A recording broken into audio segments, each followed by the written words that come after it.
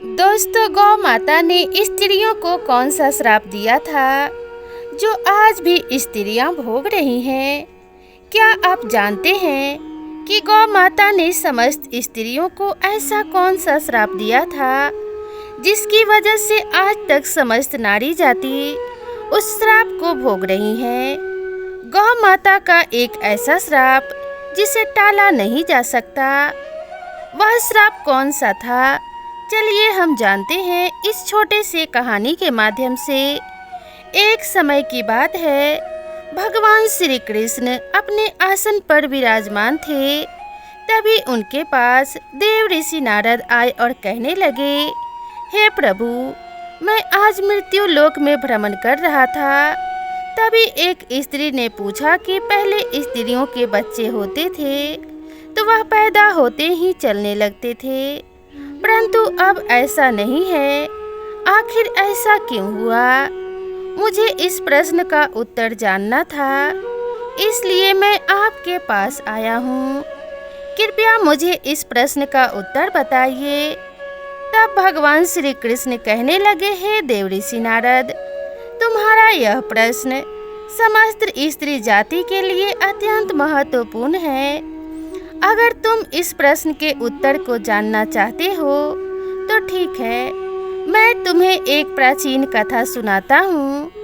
तुमको इस कथा के माध्यम से पता चल जाएगा कि किस वजह से स्त्री का बच्चा पैदा होते ही नहीं चल पाता है।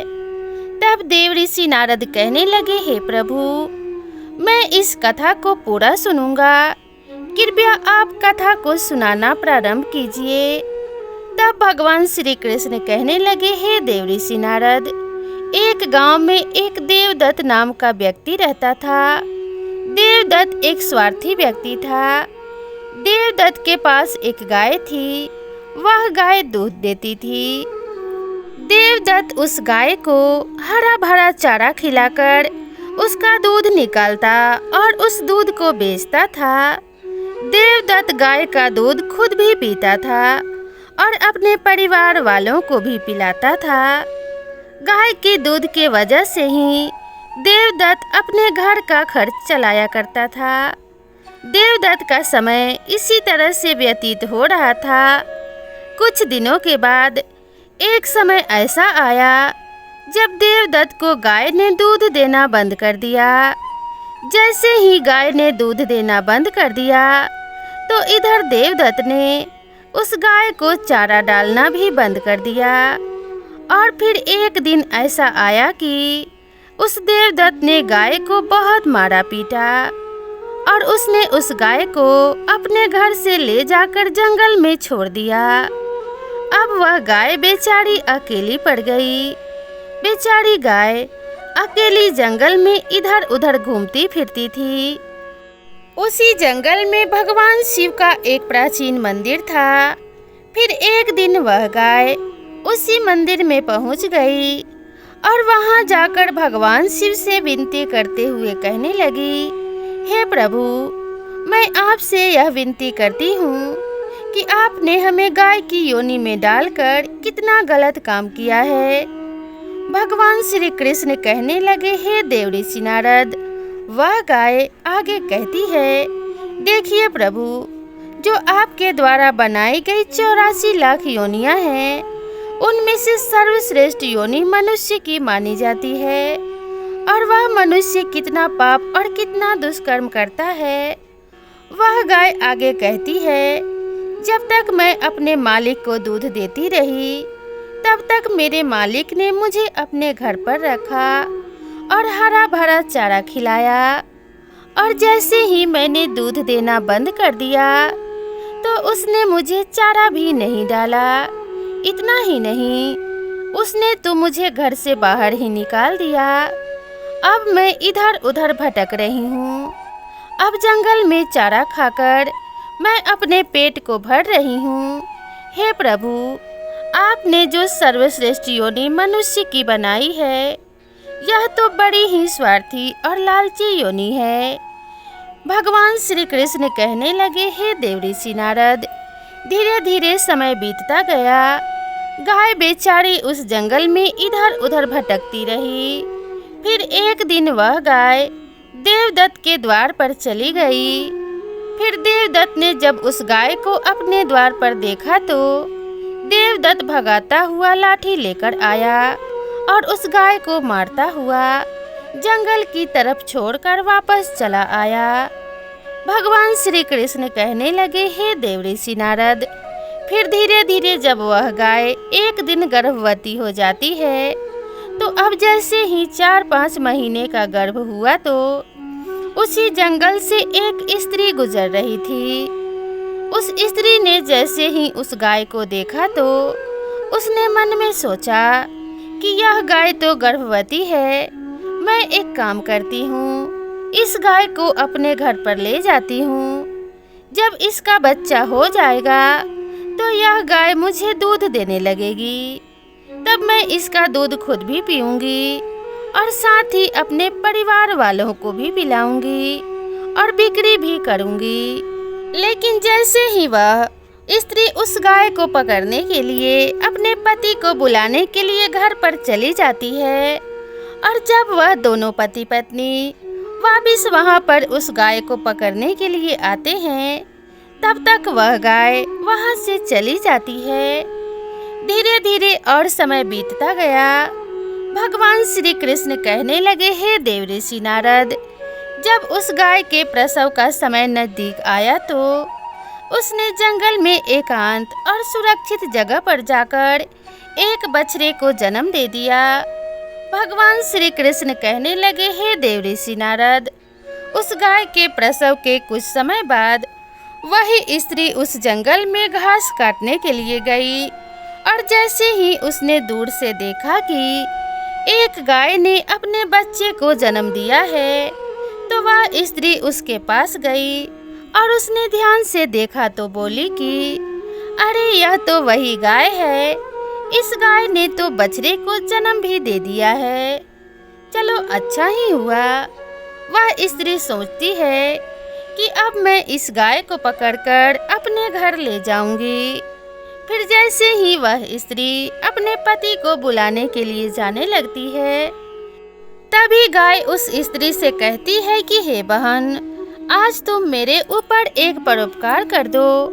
यह मेरा जो बच्चा है यह नीचे पड़ा हुआ है, इसे उठाकर तुम मेरी गर्दन के ऊपर रख दो। मैं अपने बच्चे को लेकर किसी सुरक्षित जगह पर चली जाऊंगी, क्योंकि यह जो मेरा बच्चा है 8 महीने के बाद चलने लायक हो पाएगा। 8 महीने के बाद अपने पैरों पर चलेगा। भगवान श्री कृष्ण कहने लगे, हे देवऋषि नारद, जैसा अभी है वैसा पहले नहीं था। पहले गाय का बच्चा 8 महीने के बाद ही अपने पैरों पर चलने लायक हुआ करता था। भगवान श्री कृष्ण कहने लगे, हे देवऋषि नारद, लेकिन जैसे ही उस स्त्री ने गाय की बात सुनी तो वह बहुत ही जोर जोर से हंसने लगी और कहने लगी, तुम्हारा बच्चा इतना गंदा है, इतनी गंदगी में पड़ा हुआ है, मैं तुम्हारे बच्चे को उठाकर तुम्हारे कंधे पर क्यों रखूं? मैं तुम्हारे ऊपर यह उपकार क्यों करूं? उस स्त्री ने उस गाय का बहुत मजाक बनाया। उस समय गाय बेचारी असहाय थी, वह अपने बच्चे को उठा नहीं सकती थी। भगवान श्री कृष्ण कहने लगे, हे देवऋषि नारद, उस समय दुखी होकर गाय ने श्राप दे दिया। उसने श्राप देते हुए कहा कि जो आज तुम्हारा बच्चा जन्म लेने के बाद तुरंत चलने लगता है, लेकिन आज मैं श्राप देती हूँ कि तुम्हारा बच्चा जन्म लेने के 10 महीने बाद ही अपने पैरों पर चलने लायक होगा, और जो यह मेरा बच्चा आज चल भी नहीं पा रहा है, यह आज के बाद पैदा होते ही कुछ देर बाद अपने पैरों पर चलने लायक हो जाएगा।